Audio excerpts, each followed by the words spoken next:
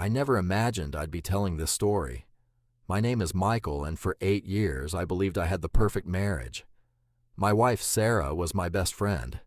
My younger brother, John, was the person I trusted most. We had family dinners almost every weekend, laughed together, and celebrated every holiday.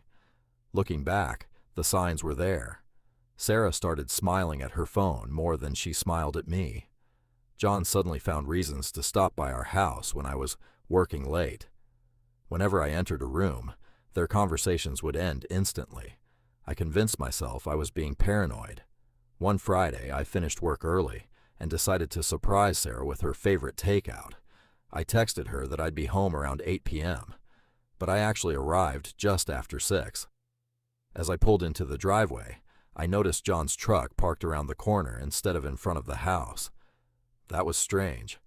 The front door wasn't locked. I walked inside, calling Sarah's name. No answer. Then I heard laughter coming from upstairs. My heart started racing as I climbed the stairs. Every step felt heavier than the last. When I opened the bedroom door, time seemed to stop. There they were. Sarah and my brother John stared back at me in complete shock. No one spoke. The takeout bag slipped from my hands and hit the floor.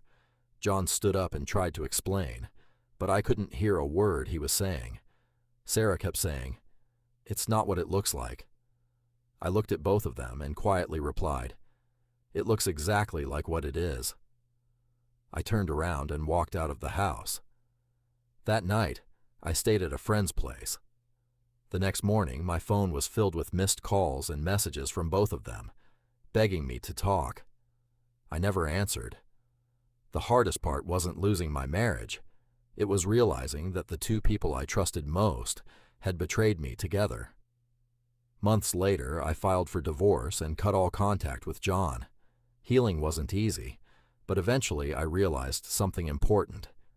You can't control other people's choices. You can only control what you do after they make them.